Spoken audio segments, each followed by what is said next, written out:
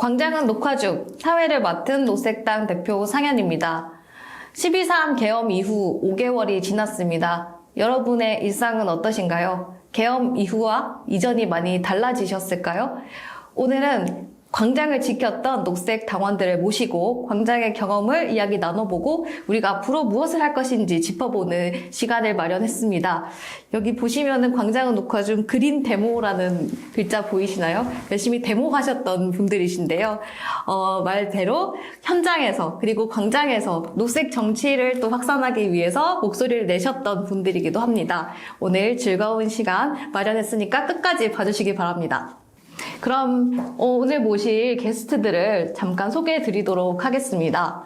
네, 제 옆에 이렇게 봐주시면 세 분의 아주 든든한 게스트들이 와주셨습니다. 네, 광장을 지켰던 녹색 당원이십니다. 우선 수영님 소개 부탁드릴게요. 네. 투쟁으로 인사드리겠습니다. 투쟁, 네. 안녕하세요. 저는 시센더 남성 퀴어이고요. 살아있는 청소년이고 노동자인 그리고 청소년 녹색당에서 활동하고 있는 수영이라고 합니다. 반갑습니다. 네, 안녕하십니까. 저는 장석관 용산녹색당 당원이고요. 99년부터 2023년 말까지 현대자동차 대리점에서 비정규직 판매 노동자로 한 25년간 영업활동했고요. 금속노조에는 2018년에 가입했는데 현대차가 금속노조 조합원들이 있는 대리점을 자꾸 강제 폐업해서 본인들은 아니라고 합니다. 그래서 2024년 12월 말일자로 해고노동자가 됐습니다. 그래서 해고노동자 2년 차고요. 지금 금속노조 자동차 판매연대지회 사무장 맡고 있습니다. 투쟁으로 인사드리겠습니다. 투쟁! 네.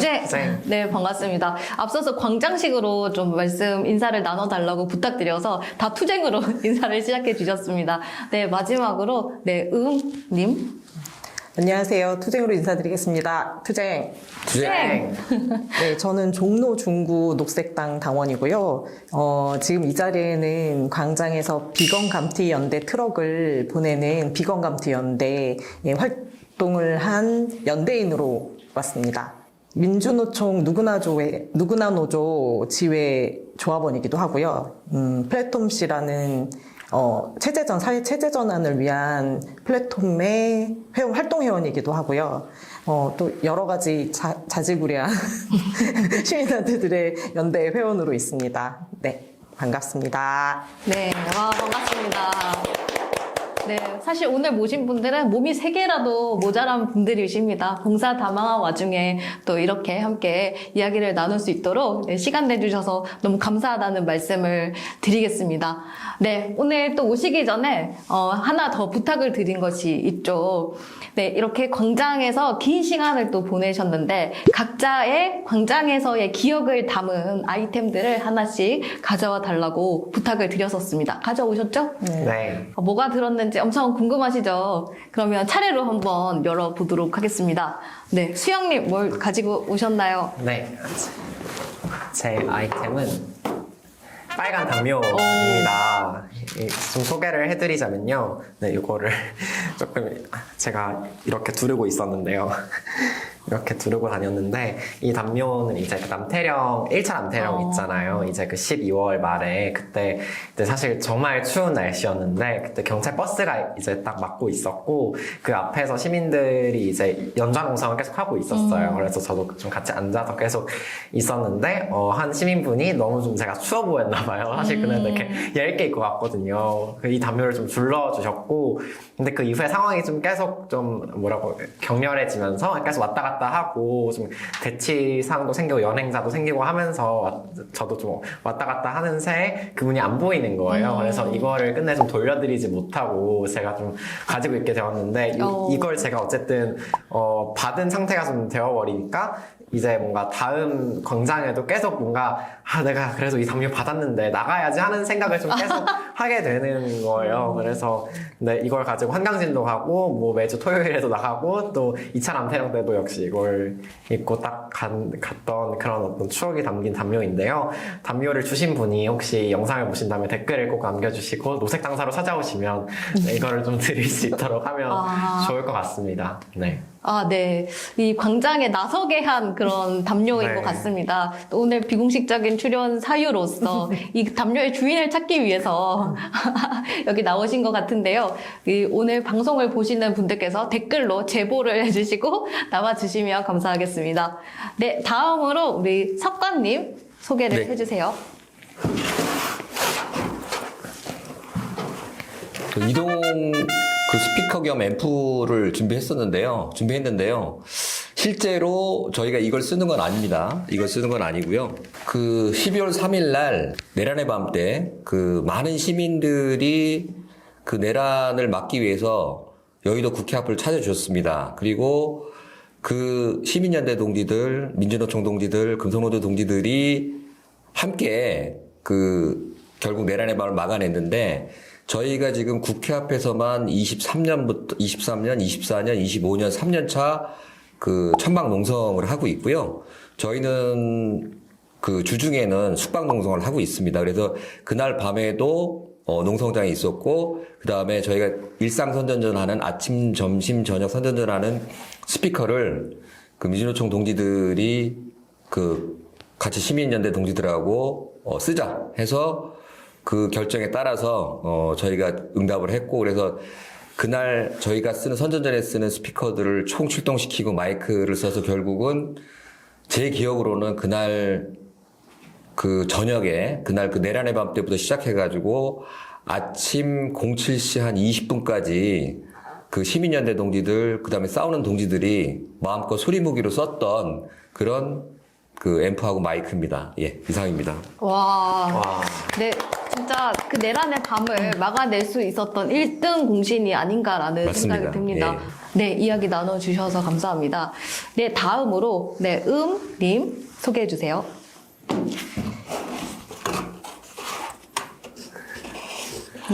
와.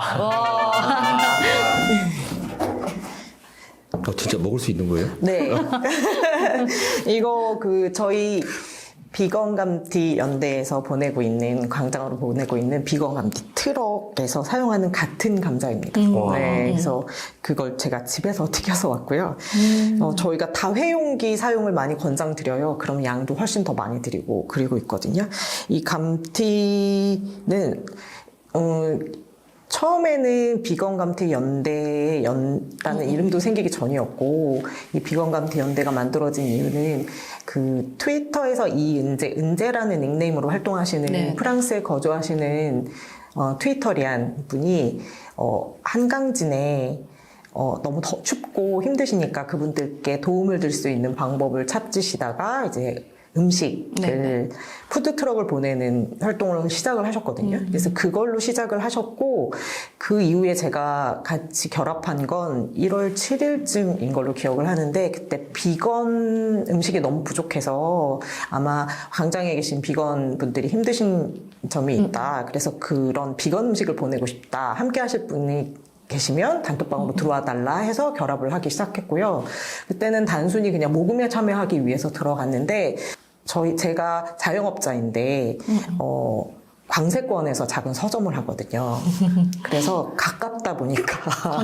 광세권이다 보니까 가까워서 이제 현장에서 온라인으로 그냥 비건 트럭을 운영하시는 동지, 섭섭님이라는 닉네임으로 활동하시는 동지분이 와서 혼자서만 활동하시기엔 좀 어려우신 지점이 있으신 거예요. 그래서 이제 도움을 드리려고 자주 현장을 가다 보니까 이제 더 밀착돼서 본의 아니게 이제 스텝처럼 일을 돕게 됐고요. 그렇게 돕는 분들이 제법 많이 계세요. 그리고 함께 연대해 주시는 분들도 꽤 되시고, 그래서 저희가 모금을 한참 많이 하고 있고, 그리고 이제 투쟁 현장이 뜨거워지는 상황들이 이제 광화문 초대장 날아오듯이 남태령 초대장 날아오고 네. 막 이럴 때는 함께 연대해 주시는 분들이 단톡방 안에면 600명까지 계시는 적도 있으시거든요. 제일 많았을 때는 그 남태령 2차 그때가 제일 많으셨어요.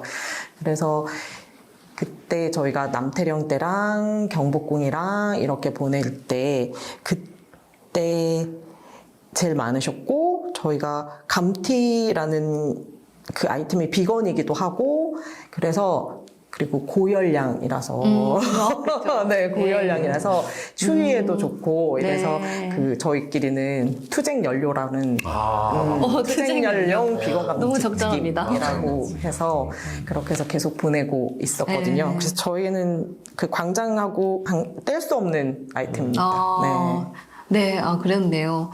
정말 그 춥고 배고픔, 그 광장의 시간들을 또 비건 시민들, 맞아요. 많은 비건 시민들에게 힘을 줄 수 있었던 그런 아이템이 아닌가 싶습니다. 아니, 세 분 다 사연이 다 어마어마하셔가지고, 예, 광장을 늘 채워주셨던 당원님들인데요. 12월 3일, 바로 그 계엄의 밤 당일에 무엇을 하고 계셨는지 궁금합니다. 우리 수영님부터 얘기해 주실까요? 네, 저는 정말 집에서 이제 누워서 휴대폰으로 그 트위터를 보고 있었는데요. 갑자기 이제 뭐 그러니까 그 캡처 짤이 도는 거예요. 윤석열이 이제 딱 앉아있고, 정장을 입고 앉아있고, 이제 하단에 자막으로 뭐 비상계엄 선포라는 그게 쓰여 있는데, 네. 이게 그걸 그러니까 보는데 믿기지가 않는 거죠. 그러니까 비상계엄? 사실 비상계엄이라는 게 꽤 역사가 있는, 그러니까 그쵸. 어쨌든 몇십 년 전에 한번 선포됐던 이후로 선포된 적이 없는 그런 어떤 것인데, 너무 믿겨지지가 않는 내용이라, 이제 거실로 나가서 TV를 켰더니 정말 윤석열이 대국민 담화를 하고 있고 그리고 휴대폰으로 포고령이 날아오고 포고령에 보니까 무슨 집회도 예. 못하고 정치 뭐 국회 뭐 지방의 활동이 중지되고 뭐 체포를 뭐 할 수 있고 뭐 의대생을 처단하고 약간 이게 뭐지 싶은 마음으로 한 시간이 있었던 것 같고 그리고 이제 그날 어쨌든 계속 그 국회에서 비상계엄 해제가 됐잖아요. 그 이후에 어쨌든 바로 이제 윤석열이 해제를 했어야 되는데 하지 않고 버텼던 상황이 있었잖아요. 그래서 네네. 그 시간 동안 좀 계속 긴장을 하면서 TV를 좀 보다가 네. 그렇게 보냈던 것 같아요. 네. 처음에는 뭔가 약간 얼떨떨하고 비현실적이다가 갈수록 이게 실감이 들면서 또 뭐 공포감이 들기도 하고 그랬었던 것 맞아요. 같습니다. 네. 아이고, 네네. 우리 아까도 잠시 얘기해 주셨지만, 네, 바로 계셨어요. 또 어떤 느낌이셨나요? 저희는 국회 앞에서 지금 그러니까 23년, 24년, 24년 12월인데 2년 차가 끝나갈 무렵이에요. 근데 저희는 이제 숙박농성을 이어가고 있었는데 이제 그날 보통 숙박농성을 하면 아침, 점심, 저녁 선전전을 하고 저녁 먹고 그러면 보통 한 22시 정도 되면 잠자리에 들어가 있습니다. 아마 제 기억에 폰에 저장되어 있는 거 다시 보니까 22시 35분이 좀 넘었어요. 밤 10시 반. 예. 그 집에서 어머니한테 전화가 온 거예요. 근데 저희 어머니가 이제 37년생이시다 보니까 고령이세요. 그래서 이제 늘 걱정이 많으시죠. 예. 아들이 이제 그 해고노동자고 그 국회 앞에서 천막농사 하는 거 다 알고 계시고 하니까 그래서 이제 좀 뭐 이런저런 걱정 말씀 많이 하시는데 그래서 제가 폰 딱 보니까 어머니 딱 돼 있어서 이게 또 무슨 말씀을 하시려고 그래서 폰을 열었어요. 그랬더니 석관아 계엄 선포돼서 어머니 그 무슨 말씀이세요? 아시겠죠? 요새 이제 그 카톡으로 이상한 가짜 뉴스들 많이 돌아다니잖아요. 그래서 어머니도 또 그런 이상한 걸 또 보시고 걱정돼서 전화하신 게 아닌가 그래서 어머니 제가 확인하고 연락드리겠습니다 하고 통화를 접었어요. 접고 그리고 이제 인터넷 들어갔더니 네이버에 들어갔더니 그 혹시나 해서 YTN 라이브를 탁 눌렀더니 윤석열이 나오는 거예요. 그래서 계엄을 선포했습니다. 이런 죄송합니다. 네. 삐. 화장실 갔다 나오니까 아닌 게 아니라 이제 경찰 병력이 막 쏟아지면서 그 1문하고 2문 사이에 농성장이 있는데 이 문을 버스로 막았어요. 여기도 막으려고 하고 있고. 근데 그때 벌써 아마 제네시스 정도 되는 고급차인데 못 들어가는 거예요. 근데 막 왁자지껄한데 뭐 국회의원인데 왜 못 들어가게 해? 그러면서 벌써 기자들이 와 있어요, 거기. 그래서 막 그 기자들 프레시 터뜨리고 있고 경찰은 막고 차 못 들어가게 하고 버스는 이렇게 벌써 이제 막아놓고 있고. 그래서 이거 실제 상황이네. 그 천막으로 돌아왔죠. 돌아와서 서울지부에서 조직국장 동지나 지부장 동지가 급하게 연락이 온 거예요. 그래서 좀 이동을 하시는 게 낫겠다고. 저도 알겠습니다 하고 그다음에 이제 지회장 동지한테도 아무래도 좀 이동을 하는 게 낫지 않겠습니까 하는 말씀 드렸죠. 그랬더니 근데 지회장 동지가 안 움직이는 거예요. 본조에서 저희 이제 금속노조를 본조라고 해요. 본조에서 부위원장 동지가 와서 현장 파악하고 직접 그 본조에 보고하기로 그렇게 연락이 왔다. 그래서 그 금속노조 부위원장 동지가 올 때까지 우리 담당 부위원장 동지가 올 때까지 좀 기다려야 하겠다라는 얘기를 하는 거예요. 그래서 그러면서 사무장 동지 먼저 들어가시죠. 이 워딩을 했어요. 그래서 저는 순간 갈등. 순간 사무장 동지 들어가시죠. 그럼 저는 들어가도 되는 거잖아요, 솔직히. 아이고, 예. 근데 또 그 짧은 순간에 제가 영화나 드라마 좋아하는데 이런 상황에서 먼저 가면은 양아치. 이 비속어인가? 근데 이 정말 짧은 순간인데 네. 들어가고도 싶고 근데 들어가면 양아치고 하여튼 네. 뭐 그렇고 좋지 않은. 네, 그래서 갈등을 잠깐 했는데 제가 그랬어요. 예. 과연. 재정군이 저 가면 혼자 계시는데 같이 있어야죠. 라고 했습니다. 제가 예. 대답을. 의리가 이겼네요. 그러니까 좀 전에 그 많은 갈등은 다 괄호 안에 있는 거예요. 괄호 안에 있고. 근데 지금은 제가 이제 말로 표현하니까 시간이 긴데 짧았어요. 예. 예. 근데 네. 어찌됐거나 네. 뭐 또 얘기가 있었습니다. 얘기가 있어서 또 이어지는데 일단 그날 계엄 사항은 그 계엄 막 소식을 들었던 사항은 요 정도까지 예. 정리하겠습니다. 예. 네, 마음 같아서는 밤새도록 네. 이야기를 네, 듣고 네, 싶지만 네, 저희가 네, 또 그렇습니다. 녹화를 하고 있기 때문에 네. 조금은 네. 양해를 구하도록 하겠습니다. 네, 다음으로 우리 님은 어떠셨나요? 저희는 저희 책방 안에서 책방 속 공방이라는 공방 클래스를 진행을 해요. 그날은 크리스마스 오너먼트 셋 만들기 수업을 진행하고 있었거든요. 그런데 그 크리스마스 오너먼트 수업을 그 판화를 이용해서 만드는 거였는데 그 클래스를 함께 진행해 주신 분이 광장에서 꽤 많은 분들이 만나신 적이 있으실 거예요. 캄캄 밴드의 광대님이 클래스를 진행해주고 계셨거든요. 그래서 저하고 같이 그 클래스를 진행하고 있고 클래스가 예정보다 많이 늦어져서 11시가 넘어서까지 진행이 됐어요. 근데 클래스 수업을 들으시는 분들 중에 한 분이 강아지를 3마리를 키우시는데 그분 강아지가 지금 응가의 상태가 별로 좋지 않다고 건강을 걱정하는 이런 잡담을 하면서 저희는 수업을 진행을 하고 있었거든요. 근데 그분께서 지인분으로부터 전화를 받으신 거예요. 근데 이제 대화 내용은 비상계엄이요? 라고 이제 이쪽 클래스 들으시는 수강생분이 대묻고 그래서 그분이 바로 이어서 하신 말씀은 루이가 설사했어요? 라고 물으시는 그러니까 우리에게 비상계엄만큼 진짜 위급한 일은 그냥 강아지가 설사한 정도인가? 라고 그렇게만 상상을 하셨던 거죠. 그래서 우리가 어머 큰일 났나 보다 빨리 가셔야 하나 보다 했더니 그게 아니고 정말 비상계엄이었던 거죠. 네. 불면의 밤을 보내신 것 같습니다. 사실 많은 사람들의 일상에 갑자기 이 계엄이 침입한 거잖아요. 뜬금없이 이렇게 평안하게 이 삶을 보내고 있다가 갑자기 들이닥친 이 계엄에서 또 어떤 느낌이셨는지 경험을 많이 나눠주신 것 같습니다. 이어서 좀 질문을 드리고 싶은 것은 그 이후에 또 광장이 열렸고 또 적극적으로 나서신 분들이신데요. 나에게 있어 광장은 어떤 의미였는지 좀 여쭤보고 싶어요. 그래서 땡땡땡이다. 나에게 광장은 땡땡땡이다. 이렇게 표현을 한번 해주시면 좋겠습니다. 네, 수영님부터. 네. 사실 이 질문이 좀 가장 어려웠던 것 같아요. 근데 저한테 광장은 흉터였던 것 같습니다.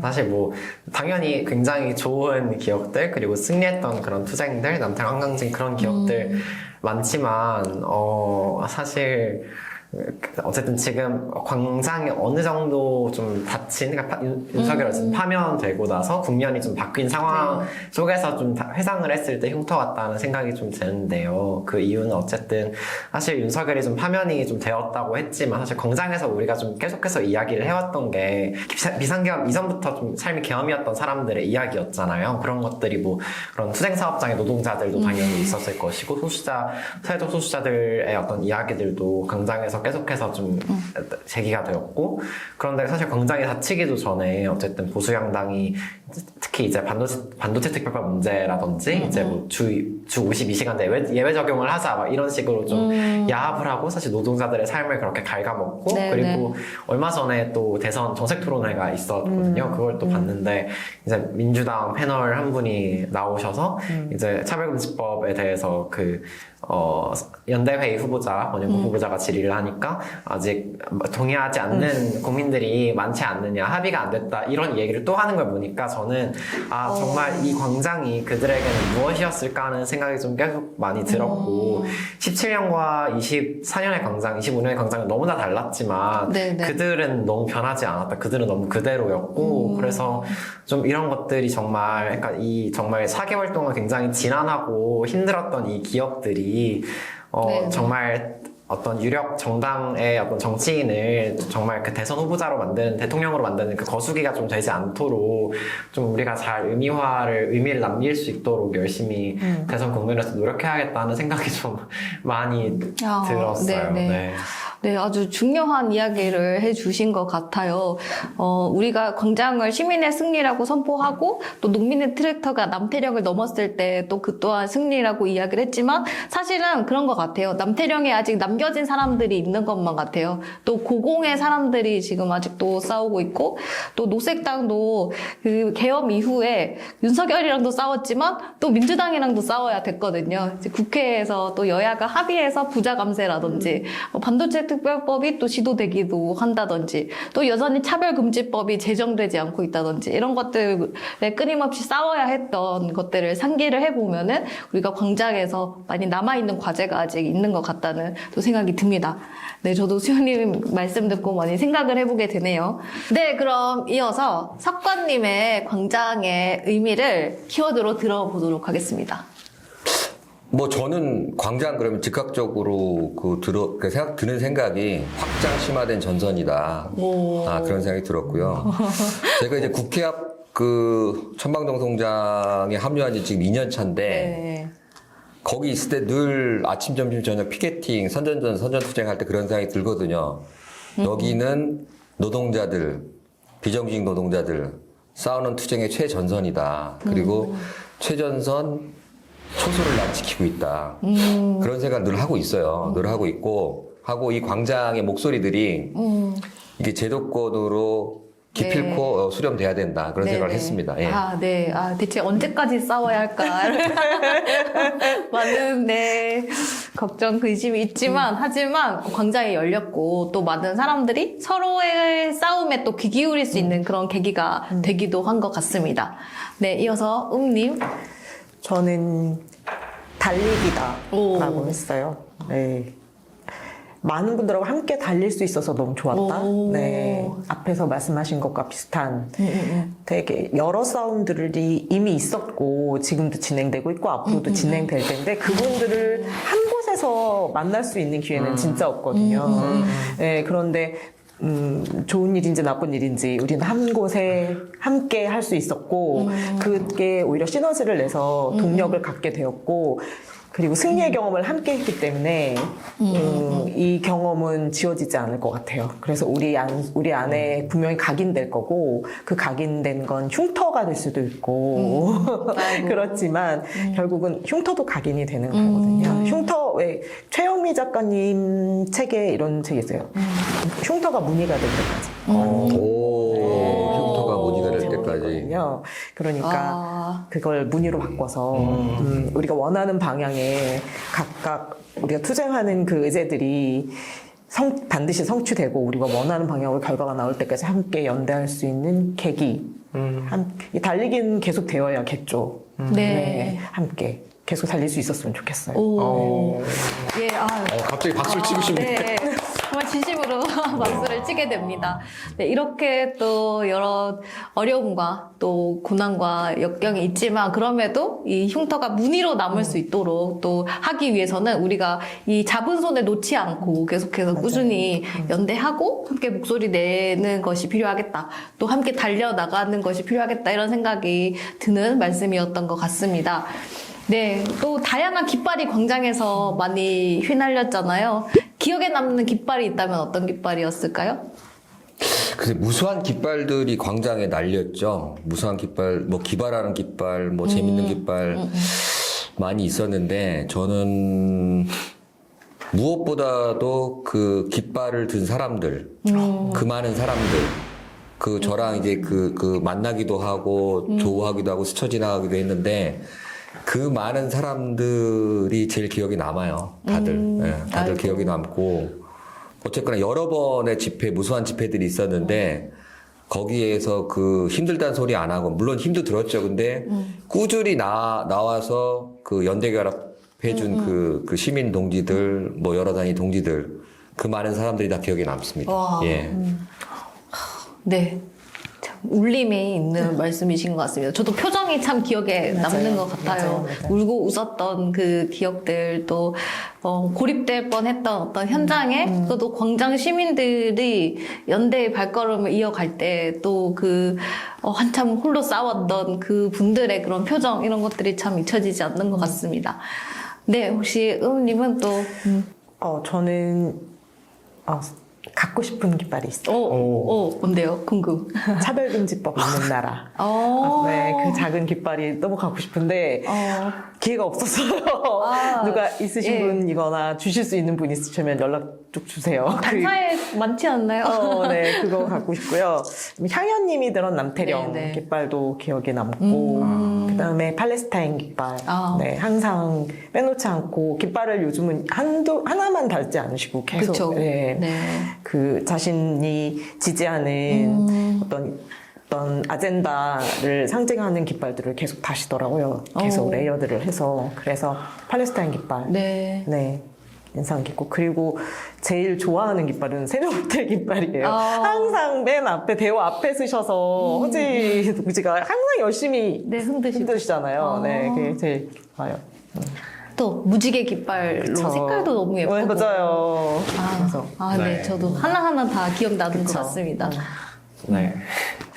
사실 제가 딱 이제 기다리면서 차별금지법 제정 차별금지법 있는 나라 깃발을 딱 이거 무조건 말해야겠다라고 생각을 했는데 딱 하셔가지고 강조를 하셔도 저도 되죠. 다시 네. 좀 재차 강조를 차별금지법 있는 나라라고 써있는 부깃발 이제 그래서 깃발 메인 깃발이 있으면 작게 이렇게 다는 깃발이 있는데 그게 정말 광장에서 뭐 단체 기수든 아니면 뭐 개인 기수 분들까지도 굉장히 많은 분들이 그걸 또 네, 네. 달고 계시고 그런 것들을 좀 보면서 정말 차별금지법이 좀 시대 정신이 좀 되었구나. 이제는 이제 정말 좀 제정되어야 하겠다. 정말 우리가 뭐 보수양당이 사회적 합의를 이야기하지만 합의 이미 됐다. 저는 그런 생각이 좀 많이 들었고요. 그리고 다른 것은 이제 제가 또 활동하고 있는 청소년 인권동료의 지음이라는 단체에서 이제 그 무지개 배경에 어린 사람은 아랫사람이 아니다라고 한색 글씨로 적힌 그 깃발도 좀 인상적이었습니다. 사실 어쨌든 광장에서 어린이 청소년들이 좀 나올 때 아니면 발언을 하거나 좀 실천을 할 때 뭔가 굉장히 좀 어떤 그 의도와는 좀 무관하게 시혜적으로 바라보는 그런 시선들이 있잖아요. 대견하다라던가 아니면 기특하다, 뭐 멋지다 그런 어떤 칭찬들, 그런 네. 평가들 그런 것들에 대한 어떤 문제의식이 어쨌든 청소년 인권운동이 이번 광장에서 좀 많았는데 그리고 그런 것들을 좀 위주로 캠페인을 많이 전개를 해왔는데 그런 그 깃발을 굉장히 많이 좀 공감을 해주시더라고요. 트위터에서도 RT를 막 많이 타고 그러는 걸 보면서 정말 그런 어떤 나이주의에 반대하는 그런 어떤 인식이 그래도 꽤 있구나. 그래도 그런 반응들을 보면서 그래도 하는 게 조금 그렇게 깃발 올리고 띄우는 게 의미 있었던 것 같다 하는 생각을 저는 많이 했었던 것 같아요. 네. 그쵸. 단순히 깃발이 깃발로만 남는 게 아니라 이렇게 사람들이 유심히 보면서 저 깃발을 왜 들었을까? 하고 싶은 말이 무엇일까? 이렇게 상당히 자세히 이렇게 생각을 하고 서로 연결됐다라는 생각이 드는데요. 또 녹색당이 제일 많이 외쳤던 구호 중에 하나가 가자 평등으로잖아요. 아까 말씀해 주셨지만 나이가 어리든 나이가 많던 또 어떤 성별과 성지향, 성 정체성을 가졌던 이 광장에서는 다 같이 평등하고 또 서로에게 연대한다라는 의미가 굉장히 많이 이야기됐던 그런 광장이었던 것 같습니다. 네, 깃발에 대한 얘기를 해봤는데요. 이어서 광장의 시간이 생각보다 꽤 길어졌잖아요. 맞아요. 그쵸? 이 긴 시간 속에서 가장 기억에 남았던 장면이 있다면 어떤 장면이셨을까요? 네, 근데 저는 정말 좀 많은 분들이 얘기를 해왔고 또 얘기를 하시겠지만 저 1차 남태령을 좀 오래 잊지 못할 것 같습니다. 정말 네, 너무 선명하게 좀 기억에 남는 시간이었던 것 같고요. 사실 특히 날씨 때문에 저는 더 인상적이었는데요. 그날 정말 너무 추웠고, 네, 정말 그런 혹한 속에서 시민들이 특히 이제 남태령 같은 경우에 좀 주변에 인프라가 많이 없잖아요. 네, 그쵸. 평해선도 엄청 멀고, 맞아요. 막 식당, 카페 되게 없고 하다 보니까 좀 이제 그런 물자들이 좀 어려웠는데, 또 이제 택배로 이제 배달 음식 같은 거 보내주시고, 음료 보내주시고 했던 그런 분들, 그리고 그 음료 양손으로 들면서 좀 온몸을 덜덜 떨면서 올라가셨던 시민분, 그런 것들이 좀 중첩되면서 그 남태령이 결국 있었기 때문에 그 2차 남태령도 가능했고 한강제 체포투쟁 이후 계속 가능하지 않았나 싶은 그런 생각이 계속 듭니다. 네. 네, 남태령 정말 역사적인 투쟁이라고 생각할 수 있고 또 동학 농민 운동과 연결시키는 그런 분들도 많이 계셨어요. 그만큼 좀 감동적인 순간으로 기억하는데 또 조금 어필을 하자면 그때 녹색당의 차빼라 피켓이 굉장히 핫했습니다. 네, 이렇게 맞습니다. 트랙터와 함께 뭐 피켓이 있는 광경이 저도 좀 그래도 녹색당이 이 시민들과 함께 이 이야기를 좀 목소리를 내는구나 이런 생각을 또 하기도 했었던 것 같습니다. 네, 또 기억에 남는 장면이 있다면? 잠깐 좀 안경을 쓰셨어요. 아니 돋보기고요.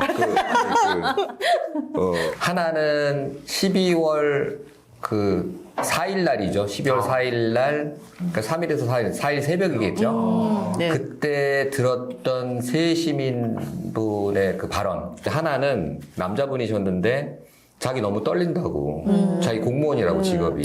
여기서 지금 발언하는 거 내일 직장에서 알면 자기 잘릴 수도 있다고. 아이고. 알고 봤더니 학교 선생님이에요. 네, 아마 공립학교에 계시겠죠. 근데 꼭 이 역사의 현장에 자기가 저항자로 참여를 해야 되겠다 싶어서 나왔다고 한 발언이 하나 있었고, 또 하나는 대학생이었던 것 같아요. 수업하고 과제를 하고 있었는데 그 워딩이 펜을 꺾고 나왔다.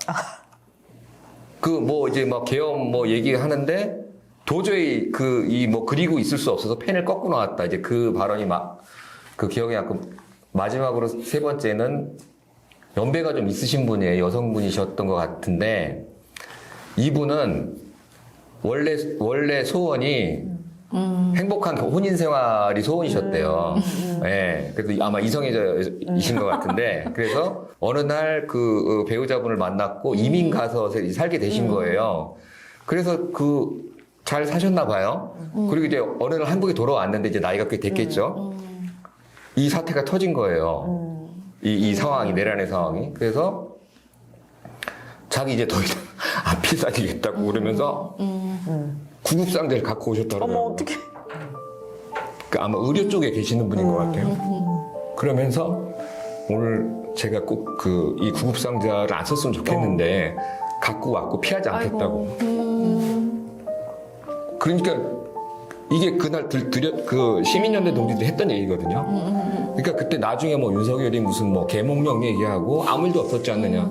그때 모였던 분들은 실제로 누군가 피를 흘릴 수 있고 거기에 대비까지 하고 마음의 결심을 하고 나오신 분들이에요. 그쵸. 그런 분들이 그날 밤새 국회 앞을 광장으로 만들어서 지키고 있었어요. 맞아요. 네, 그리고 실제로 이 계엄군이 진입하는 그 버스를 맡고 계셨고. 네. 한 명 한 명 시민들의 또 말씀과 또 대규모로 모였던 우리의 힘에 대해서 또 짚어주셨습니다. 그리고 아까 하신 말씀 중에 잠깐 첨언하자면, 녹색당의 입장은 이성애자도, 동성애자도, 양성애자도 행복한 혼인 생활을 할 수 있고, 또 예. 동등한 가족 구성권을 네네. 추구하고 있는 네. 정당임을 강조드리겠습니다. 네네네네. 네, 그럼 네. 다음으로. 푸드트럭을 보내는 일은 미리 연락을 드리고 준비를 할 수 있는 시간을 드리고, 그리고 난 다음에 이제 날짜를 잡고, 그래서 보통 적어도 4, 5일 전에는 이제 약속이 되어야 되거든요. 왜냐하면 그분들이 다른 일도 함께 하고 계시기 때문에 이제 스케줄을 빼놓으시고 이래야 되니까요. 그런데 두 번째 남태령 대첩에서는 정말 예측할 수 없는 그쵸. 일이 일어났잖아요. 그래서 그날 급박하게 새벽에 결정을 해서 새벽에 보내게 된 거예요. 푸드트럭을.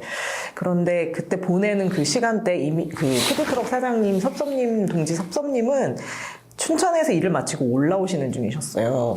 그래서 불이 나게 창고로 이제 작업장으로 가서 이제 감튀 재고 있는 걸 확인을 하고 그걸 들고 불이 나게 출발하고 저희는 대금을 지급할 수 있는 모금이 준비되어 있지 않았기 때문에 모금을 그때 막 열고 막 이래서 이게 거의 동시에 시작을 해야 되거든요. 그래서 새벽 내내 그걸 보낼 수 있는가, 푸드트럭이 들어갈 수 있는가, 없는가 이 부분도 불명확했던 거예요.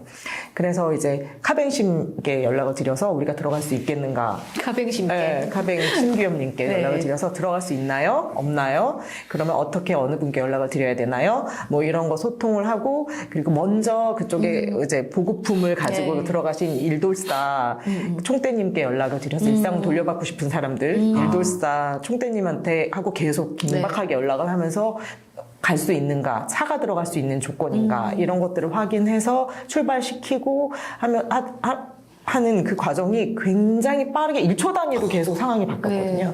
그리고 이제 카톡 전화, 텔레그램 이걸 계속 왔다 갔다 하면서 그걸 조율을 했어야만 했어요. 그런데 너무 놀라웠던 거는 남태령에 감튀 비건 트럭을 보내기 위해서 모금을 지금 시작합니다 했는데 정말 미친 듯이 카톡 계속 모금이 올라오는 거예요. 계속 그래서 정말 쉴 새 없이 계속 모금이 소액부터 저희가 생각할 때 너무 부담되시지 않았을까 걱정되는 수준까지 해서 굉장히 많은 금액이 모였어요 그때. 그래서 그때 저희가 준비도 안 된 상태였지만 준비될 수 있는 만큼 가지고 남태령에 갔는데 나중에 이제 섭섭님께 말씀을 드리니까 박민주 그 당시에 대기조로 갔다가 얼떨결에 이제 올라가신 박민주 사회자님이 까맣고 어두운 환경에서 유일하게 불이 밝혀져 있는 게 비건 감튀 트럭밖에 없어서 그 불빛만 계속 보고 사회를 봤다고 라는 말씀을 해주시는 거예요.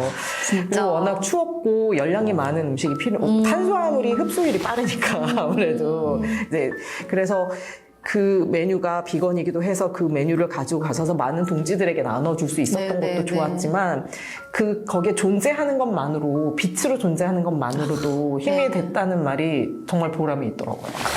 그리고 그때 모금한 금액이 그 다음날 그 트랙터 한 대가 경복궁까지 무사히 오게 됨으로 인해서 경백국 대첩급으로까지 이어졌잖아요. 네, 그래서 그 모금액이 거기로 연결돼서 거기에 또 비건 감튀 트럭을 보낼 수가 있었거든요. 저희가 그때도 역사에 남은 비상행동에서 사진이 하나 나왔는데 거기에 너무 저희 비건 감튀 트럭 차량이 너무 예쁘게 잡힌 거예요. 그래서 정말 말씀대로 정말 그래서 비상행동 공식 계정에 그 사진을 보는 순간 됐다. 우리는 해냈구나 싶은 생각이 들면서 공식 계정에 그렇게 예쁘게 잡아주신 사진 찍으신 분이 누구신지 모르지만 너무 감사드리고 저희가 계속 과보로 물려줄 그런 사진이 되었습니다. 그래서 그 두 집회가 연결돼 있는 1박 2일간의 그 여정이 잠은 잘 못 잤지만 아무튼 기억에 남습니다. 네, 저도 남태령을 떠올리면서 또 함께 쓴 그 역사의 한 페이지에서도 비건 감튀 트럭의 지분이 상당하다. 그렇죠. 굉장히 큰 역할을 해주셨다 이런 생각이 맞아요. 듭니다. 빛을 비췄지, 맞아요. 또 열량을 공급해서 그쵸, 맞아요. 사람들을 버틸 수 있게 만들었지. 맞습니다. 여러모로 정말 큰 역할을 하신 것 같다라는 생각을 새삼스럽게 하게 됩니다. 네, 정말 이렇게 또 각자의 역할로 또 각자의 행동을 서로 연결하면서 이 광장을 또 지켜오신 이 세 분들께 새삼스럽게 또 굉장히 감사한 말씀을 전하고 싶고요. 마지막으로 이제 이 얘기를 꼭 드리고 싶습니다. 지금 파면이 이후에 또 사회 대개혁이라는 이 과제가 광장에 남아 있잖아요. 그리고 또 앞으로는 조기 대선도 치러지게 됩니다. 그래서 이 시기에 우리가 이렇게 광장을 지키고 또 행동해왔던 우리가 가장 좀 중요하게 다루고 주목해야 될 것이 있다면 어떤 것이 있을지 여쭤보고 싶습니다. 네, 사실 광장의 요구가 좀 지워지지 않아야 할 것 같다는 생각이 좀 많이 드는 시간들인 것 같고요. 사실 뭐 내란 종식이라는 그런 당연히 내란이 종식되어야 하겠지만 어쨌든 광장에서 계속 이야기되어 왔던 것들이 상당히 좀 많잖아요. 그것이 내란 종식이라는 것만으로 이 좁혀질 수는 없는 이야기들이 좀 많다고 생각합니다. 그래서 광장에 좀 정말 뛰쳐나왔던, 빡쳐서 뛰쳐나왔던 그런 다양한 어떤 시민들의 어떤 시민 존재들, 그들의 요구들이 좀, 그들의 요구들을 좀 잘 받아 안을 수 있는 그런 사람이 좀 대통령이 되어야 하겠다. 그래서 그런 이야기들이 좀 더더욱 많이 나와야 하는 그런 대선이어야 하겠다 하는 생각이 좀 많이 드는 것, 네, 같습니다. 뭐 지지할 만한 후보가 있을까요? 아, 네. 그래서 어쨌든 지금 계속 주목하는 후보는 가사평등으로 사회대전환 대선연대회의에서 이제 후보자로 선출되신 권행국 후보님이 어쨌든 이번 대선에서 약진하실 수 있도록 좀 많은 관심이 필요할 것 같고요. 어쨌든 지금 이 대선의 프레임 자체가 굉장히 협소해진, 양당으로 좀 협소해진 그렇죠. 그런 상황에서 정말 어쨌든 지금 양당 정치 나눠먹기 이게 정말 좀 다가 아니다. 그렇게 좀 수렴되지 않는 시민들의 목소리들, 그들의 목들을 이야기할 수 있는 그런 후보가 권영국 후보가 아닌가 하는 생각을 합니다. 네. 또 석환님은 또 우리가 이 시기에 중요하게 주목해야 될 것이 있다면 어떤 것이라고 보십니까? 두 가지 말씀드리고 싶은데 고공투쟁사업장 현안 문제가 해결돼야 됩니다. 지금 구미의 한국옵티컬 하이테크에 지금 한 여성 노동자가 지금 2년차 올라가 계시죠. 원래 두 분 계시다가 지금 잇몸이 내려앉아서 한 번 내려오셨고요. 지금 박정희 동지 올라가 계시고 네. 그다음에 세종호텔 지부의 고지수 동지 올라가 있습니다. 그리고 거제통영고성 조선하청지의 지회장이 김영수 동지 또 올라가 있고요. 이 고공농성 투쟁 그 단위들 현안은 사실 생각해 보기에 어렵지 않습니다. 한국옵티컬 하이테크 구미 같은 경우는 불탄 공장을 지금 사업장을 폐쇄했는데 거기 처음에 11명 투쟁하다 지금 7명 남아있어요. 그 7명 동지들, 그 노동자들 고용 승계해달라는 얘기예요. 그리고 세종호텔 지부는 지금 세종호텔 어마어마한 수익 나고 있습니다. 코로나 때문에 그 구조조정 했는데 그 동지들이 원직복직 요구하고 있고요. 맘만 먹으면 얼마든지 할 수 있습니다. 네, 사용자가 맘만 먹으면 얼마든지 그 원직복직 시킬 수 있고요. 그리고 수익도 어마어마하게 나고 있고요. 옵티컬 하이테크도 마찬가지입니다. 평택 공장이 어마어마한 수익 내고 있고 애플에 지금 세계적인 애플에 계속 부품 공급하고 있고요. 그다음에 거제통영고성 조선하청지회 같은 경우도 지금 조선업 호황이라 어마어마한 수주량 갖고 있고요. 거기도 수익이 어마어마하게 나고 있고 그 거통고 조선하청지회 노동자들이 요구하는 거 약속을 지켜라. 핵심은 단체 교섭에 나와서 얘기하자는 거예요. 그리고 그 조선업 불황일 때 한 10여 년 전에 그 임금 삭감했던 거 좀 다시 원상복구 해달라. 그런 정도 얘기여서 그 470원 손배치하고 그리고 그 단체 교섭하고 그런 정도 하면 얼마든지 사측이 성의 보이면 할 수 있는 얘기거든요. 그래서 그런 현안 문제 해결해주고 제도적으로는 여러분들 잘 아실 거예요. 노조법 2조 3조. 노조법 2조는 노동법 전체의 개념 용어 정리예요. 그 노동자 사용자가 지금 너무 협소하죠. 그리고 노조법 3조는 그 정당한 노동쟁의 활동에 대한 그 민사상 형사상 면책 조항이에요. 노동자가 파업했는데 형사처벌하고 손배하면 파업권이 없는 거잖아요. 근데 아시겠지만 단서를 하나 붙였죠.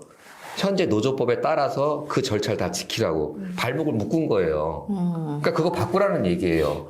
한 70년 가까이 된 노조법 2, 3조를 바꾸자 이제. 그리고 지금 노동계 입장에서는 제대로 바꾸자. 네. 지금 현재 민주당 안은 너무 부족하다. 좁습니다. 네. 그 제대로 노조법 2, 3조 개정 시민 대중들이 연대해서 요구하면 충분히 바꿀 수 있습니다. 투쟁. 네, 빛의 혁명을 말하고 있지만 사실 고공농성장에서 노동자들이 내려올 수 없다면 또 사회 대개혁 과제에 이 요구들이 포함될 수 없다면 그걸 과연 개혁과 혁명이라고 할 수 없을 것 같다고 우리 모두 생각을 하는 것 같습니다. 네, 그런 점에서 또 말씀 나눠주셔서 굉장히 감사드립니다. 네, 마지막으로 음님. 저는 계속 연결되어야 한다고 생각합니다. 연결이 이어지는 게 정말 중요하고요. 광장의 힘을 과소평가하신 분들 발언들 중에 그런 게 있었어요. 제가 사담으로 얘기 들었을 때는 네, 네, 네. 광장을 컨텐츠로 소비하는 젊은 층들이 얼마나 이 연대를 이어갈 수 있을 거라고 생각하는가라는 질문과 네, 네. 의구심을 가지신 분들이 계셨어요. 그것도 뭐 우려라고 생각해 우려할 수 있다고 생각합니다. 그래서 그러지 않으려면 저희가 계속 연대를 이어가야 하는 건데 연대를 이어가고 있다는 걸 가시화시키는 것도 되게 중요하거든요. 저희가 비건감티 연대 입장에서는 이게 비상행동의 집회는 이제 횟수가 점점 줄어가고 있는 거고 그 외에 다른 연대장에 비건감티 트럭을 보내기 위해서 계속 노력을 하고 있어요. 네, 그래서 네. 사실은 모험이기도 해요.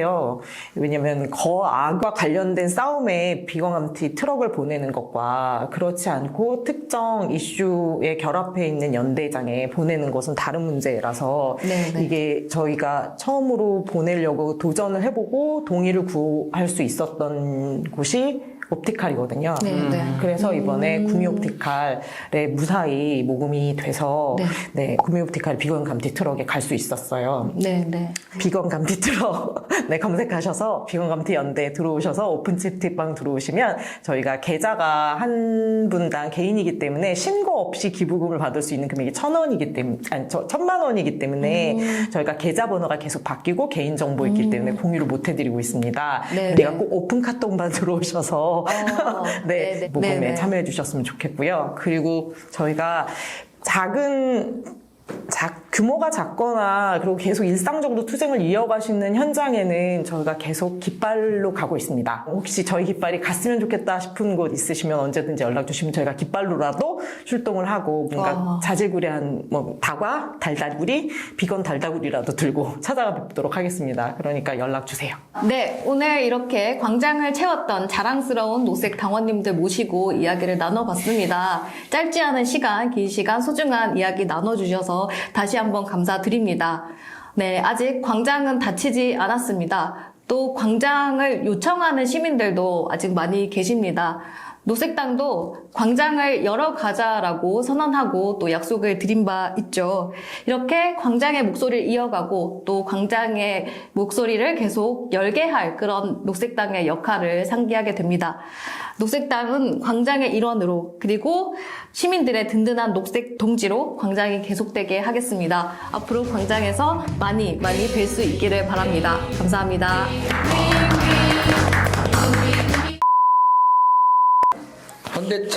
현대기아차 그룹 작년 매출이 280조 정도 됩니다. 영업이익이 28조 정도 되고요. 근데 현대기아차 대리점에서 그 판매 노동하고 있는 비정규직 판매 노동자들은 기본급 4대 보험이 되지 않습니다. 저희가 2015년 8월에 노조 결성해서 지금 10년째 싸우고 있습니다. 지금 한국 노동계의 가장 큰 문제는 그 GDP가 올라가고 기업들 매출이 올라가는 데 비해서 노동자들 처우가 여전히 형편없습니다. 비정규직이 1,100만인 시대입니다. 거기에 특수고용 플랫폼 노동자들 계속 늘어나고 있습니다. 현대기아차가 바꾸면 한국 노동계의 현실이 바뀌어질 수 있습니다. 해서 저희 금속노조 자동차 판매연대지에 국내 완성차 5개사 비정규직 판매 노동자들을 대상으로 저희 단위 결성돼 있고 10년 싸우고 있는데 이제 현대기아차가 제발 바뀌어서 저희 요구 간단합니다. 단체 교섭에 나와서 저희들과 소통하고 했으면 좋겠습니다. 이상입니다. 투쟁! 투쟁!